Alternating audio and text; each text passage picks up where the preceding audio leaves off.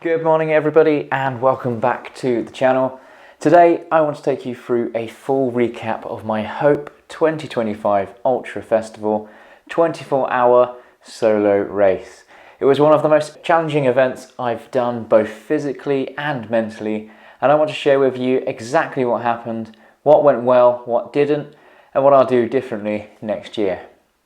Whether you're a seasoned ultra runner, a casual trail runner, or just here for the story, I think there's something in this video for everybody. So grab a coffee, sit back, and let's dive into the highs, the lows, and the lessons of this summer's ultra running adventure.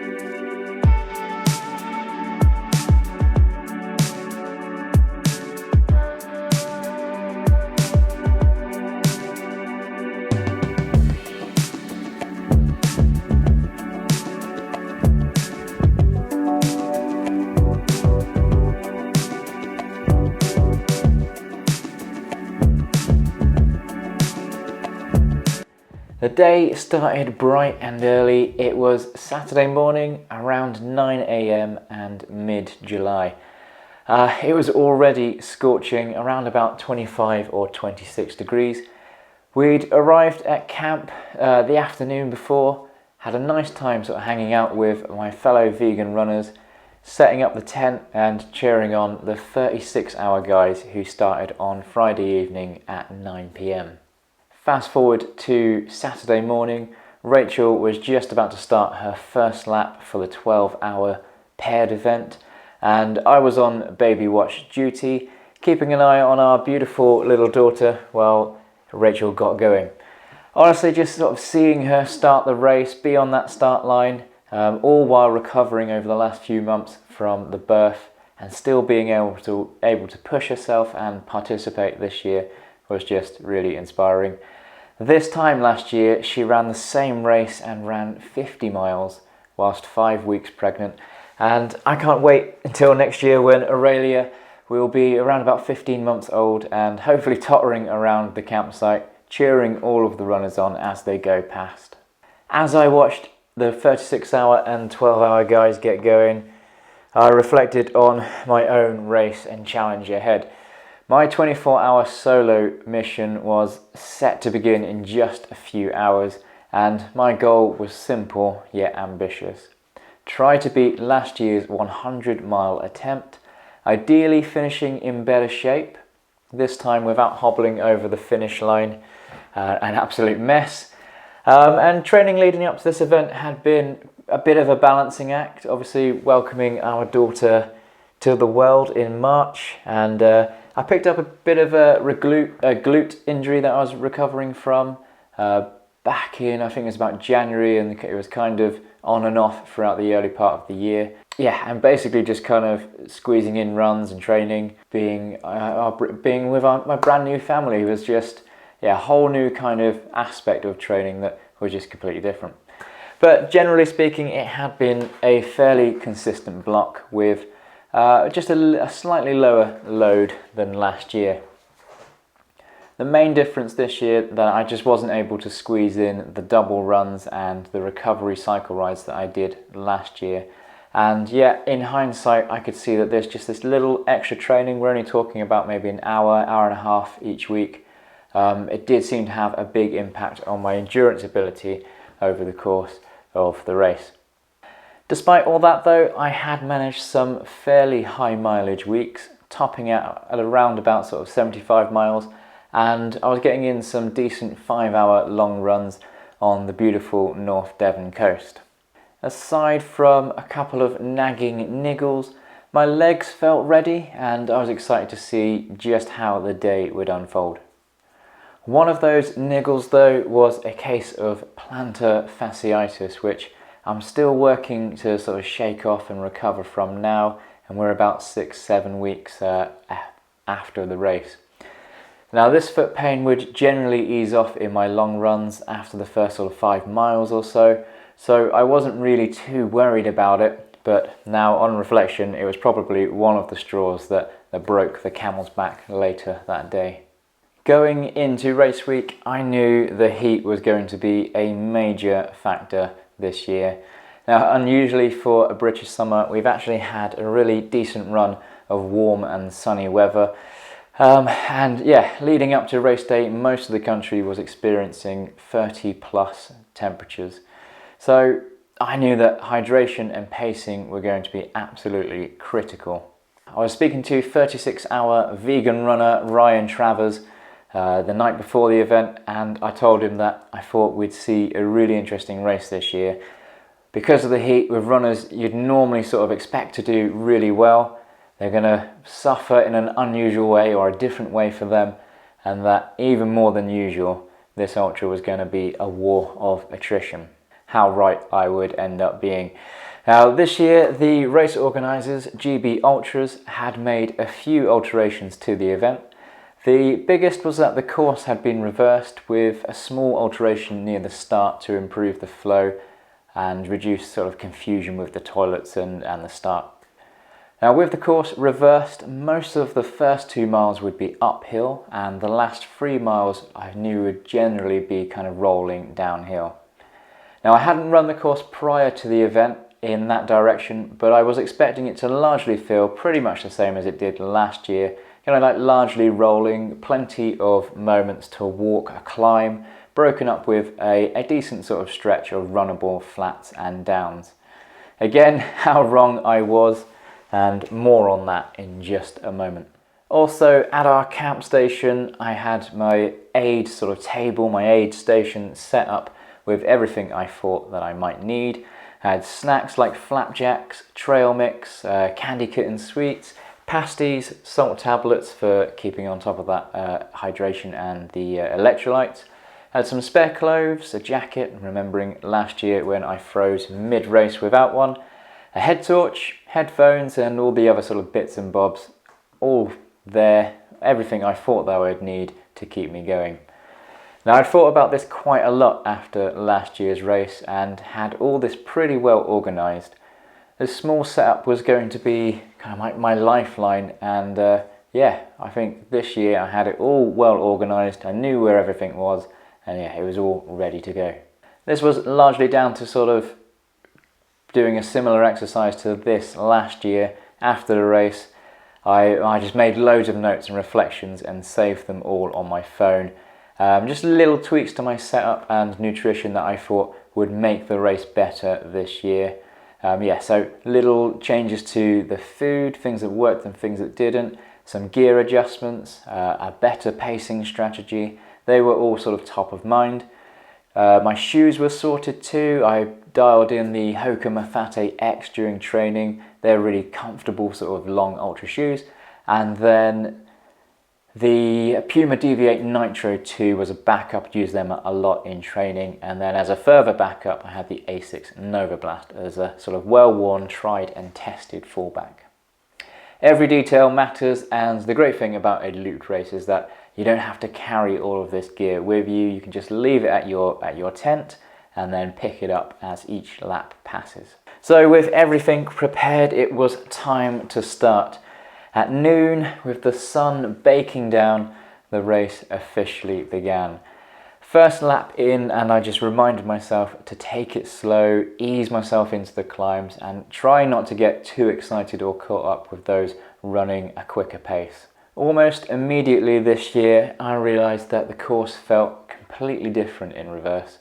What I hadn't anticipated this year was that the last 2 miles last year, obviously now the first 2 miles this year, was a much steeper downhill than I remembered, with far more walking in the first 2 miles than I had anticipated. Then the second half of the lap, the last 3 miles, which last year were kind of net uphill obviously, but rolling with a sort of good balance of walkable, steep sections and runnable downhills and flats.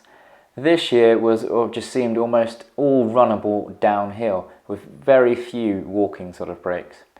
So in the initial laps I enjoyed this change, the consistent running in the second half, but as the race sort of wore on, I found out that my lack of training on this kind of terrain with such long stretches of pounding downhill, yeah, I really found that tough. But the early laps were kind of a mixture of excitement and caution. And it was brilliant just seeing friends and fellow runners out there soaking all of that sort of race atmosphere in. It was just really motivating, and just loads of interaction out on the course, lots of high fives, cheers, friendly encouragement. People at the aid stations are just amazing, and it just reminded me why I love this community and the event. The infamous Sweaty Fern section had come along, and while last year it had been a brutal sort of sweaty climb, this year running down it felt exhilarating. And it was just little small victories like that that really kept my spirits up. Now by lap 3, around about sort of 15 miles in the bag, the heat was taking its toll, more so than I had anticipated at such an early stage of the race.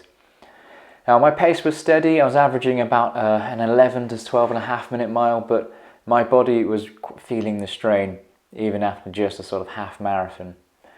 Hydration, nutrition and taking some mini breaks became essential, and I had to remind myself constantly this wasn't about speed, it's about endurance, staying smart and preserving my body for the distance ahead.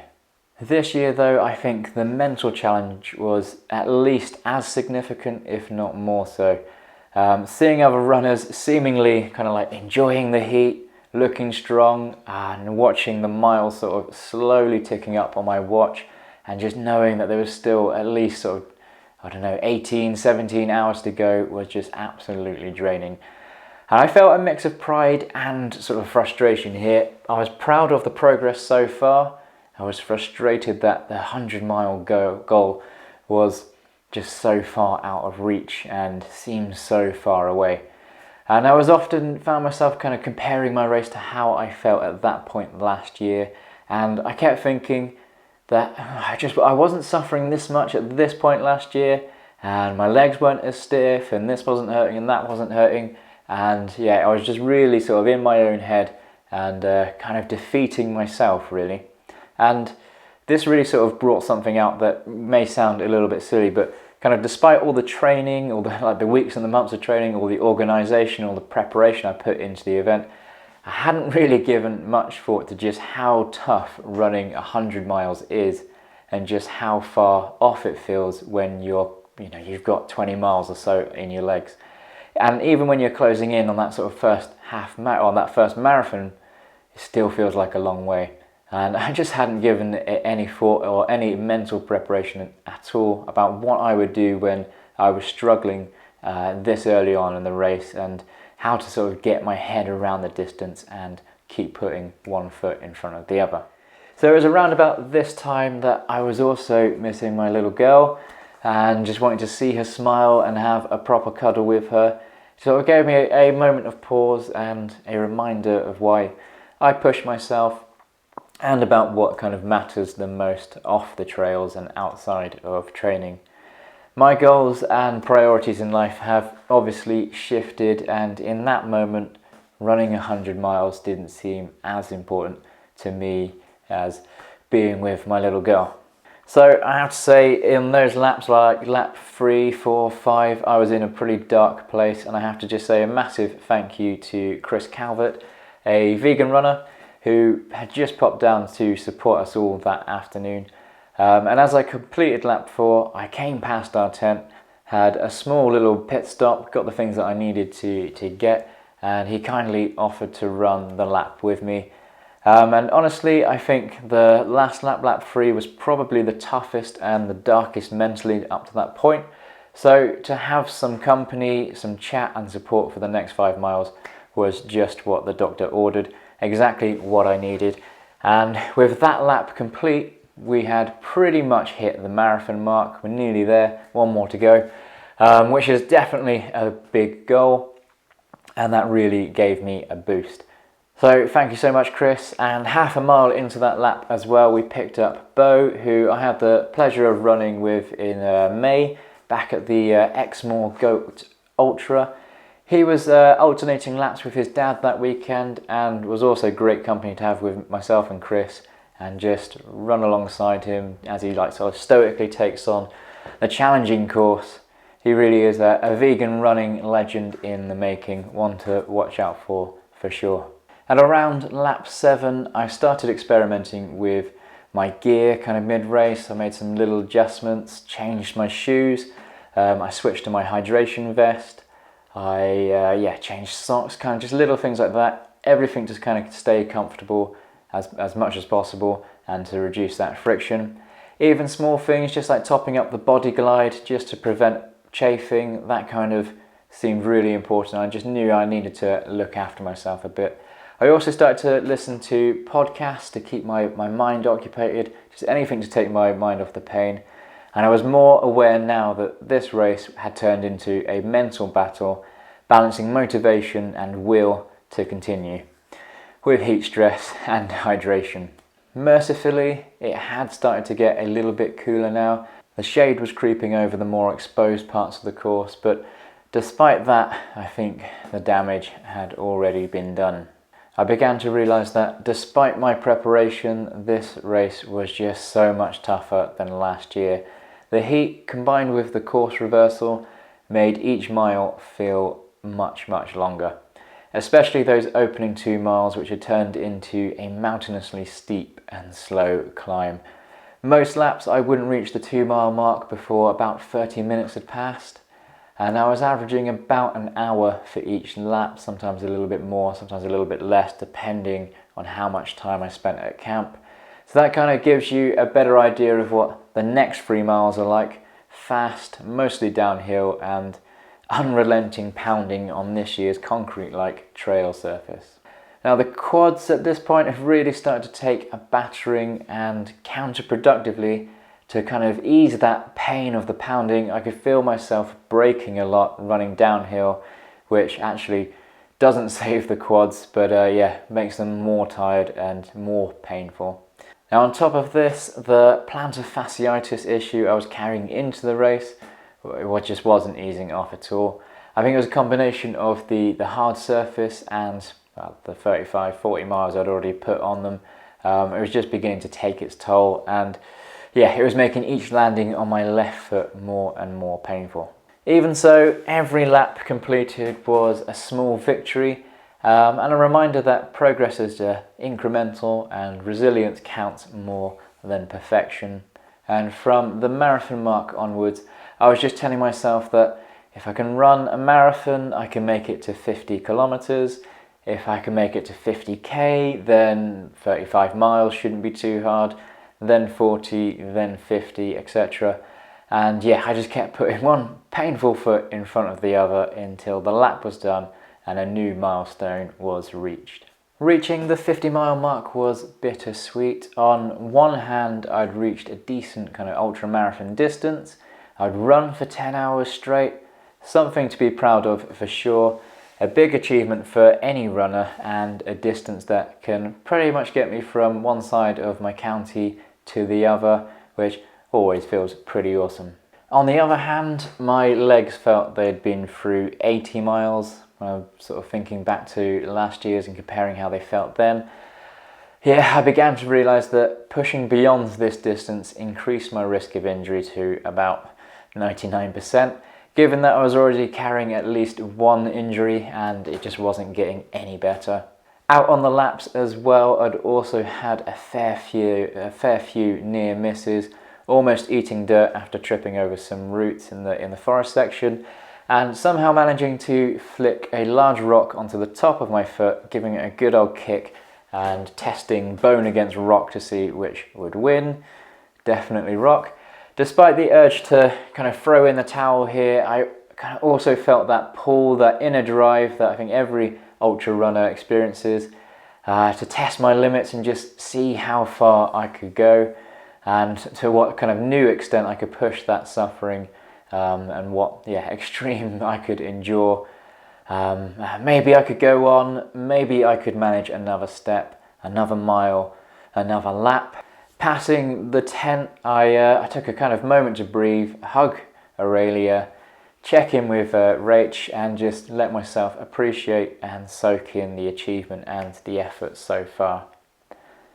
I sat down at our campsite, let the ambition of running 100 miles slip away, and sat with the disappointment for a while.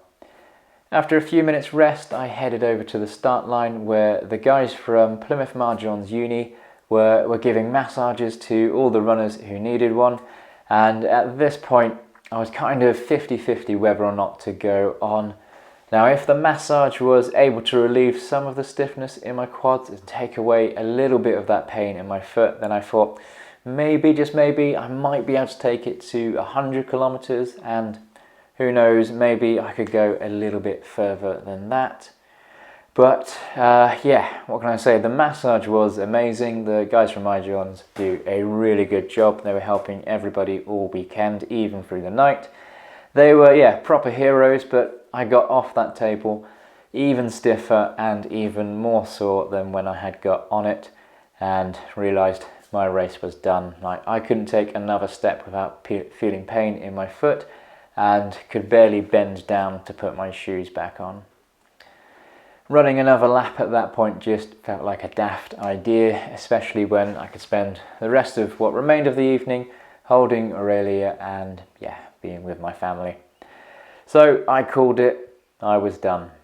This was a pivotal moment for me, my first kind of DNF, and yeah, learning to balance sort of ambition with realism, knowing when to push and when to preserve, I think, is a lesson I'm going to carry not just in ultra running but in life as well.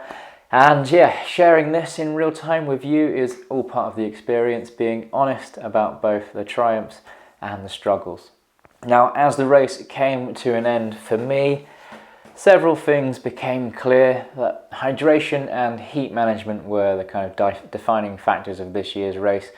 Starting at noon was brutal. In hindsight, I could have taken those first few laps even slower and maybe not even started until a few hours in, waited for that sun to sort of get a little bit lower, and yeah, that could have made all the difference.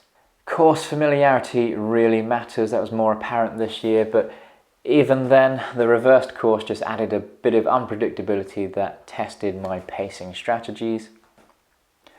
Also, my mental resilience, that's got to be an important part of, just as important as physical preparation. Each lap was a massive negotiation with my body and mind, and will definitely be something I work on for next year.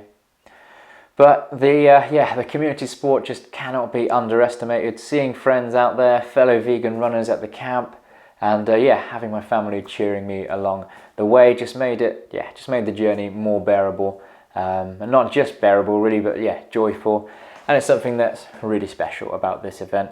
Everyone is willing you to do well, from fellow runners to the event staff and volunteers. You just can't do challenges like this alone. Even though I didn't reach the 100-mile goal this year, completing 50 miles in, under those conditions was still an achievement. It reminded me that ultra running is a long-term game, and every attempt teaches me new lessons, and the races that don't go well are just as important, if not more so, than the ones that do. So what went well this year? Nutrition. So pre-planned aid station worked really well. The flapjacks and trail mix kept me fueled, but I'm going to experiment a little bit more with this next year. I'm even toying with the idea of making my own gels, and I'm going to document that process for you here on this channel. So if you haven't already, hit that like and subscribe button so you don't miss it. Yeah, I also thought my gear choices went pretty well this year, and the self-care and the little adjustments that I was making throughout the race kind of minimized that discomfort. I was much more comfortable with stopping this year and just taking the time to change socks, take nutrition on board, make sure I had everything that I needed before I left the aid station, and just generally taking the time to do all the little things that, if you don't do, are going to come around to later on to derail your race. I was also quite proud of my kind of ad hoc mental strategy. I was just sort of breaking the race into manageable lap chunks, and it just sort of kept me moving forward when things got really tough. And of course, I thought, again, the community was just amazing, and engaging with all the runners and spectators gives me such a motivational boost. Okay, so the things that really didn't go well, obviously the heat. Starting at midday made the first few laps particularly brutal. And rather than adjusting my pacing plan from the off, I kind of stuck to my guns and my preconceived ideas, and this just didn't work. The course reversal as well, that added a bit of unexpected strain on the quads, especially during those early uphill miles and then pounding downhill later on. They just weren't used to this, and they weren't used to that pounding down big hills mile after mile. I just hadn't incorporated this into my training, and it showed pretty early on. Also, it didn't go well carrying injuries into this race and just hoping that they would sort themselves out. It's never a good idea and always a bit of a risk. So here are the things that I would do differently next year. So I'm definitely going to adjust my pacing plan based on the conditions. I'm going to incorporate more downhill training to mimic the course conditions. I'll probably experiment with some different nutrition. I mentioned the gels already. So some of the food that I was eating just wasn't going down that well. Sometimes some flavours of the flat jacks were just like really sweet. The trail mix, again, sometimes was a bit too dry for the weather conditions. And yeah, I really need to just dial in just how many calories I feel comfortable consuming in my training and like per every 5 miles. And hopefully I'll get that dialed in next year. And then yeah, and obviously a new challenge is balancing sort of family and training time. Hopefully I'll be able to figure out how to get those extra runs in, how to include those recovery runs and the little bit of cycling that added that fitness boost the previous year. And finally, strength training. Now I do so little of this, and I've known for such a long time that it is a key to running a good race and staying healthy across this distance. My quads would have fared a lot better if I'd given them some help with a stronger core, back and arms. I've got to get onto this. So that's my Hope 2025 Ultra Festival 24-hour solo recap. It was a day of extremes, heat, fatigue, mental battles and small victories. I didn't hit that 100-mile goal, but I learned a ton about pacing and preparation and perseverance. Every lap taught me something new, and I hope that sharing this story gives you insights or motivation for your own running, training or your personal challenges. If you enjoyed following along, please hit that like button, subscribe for more ultra running adventures, and let me know in the comments what you've learned from your own tough challenges. Maybe you faced a heat injury or mental fatigue. I would love to hear how you pushed through. And of course, I'll be back with more updates and hopefully a few more races later this year. Thanks so much for watching, for all of your support and for being part of this running community. Until next time, be the best you, stay strong and keep chasing your goals.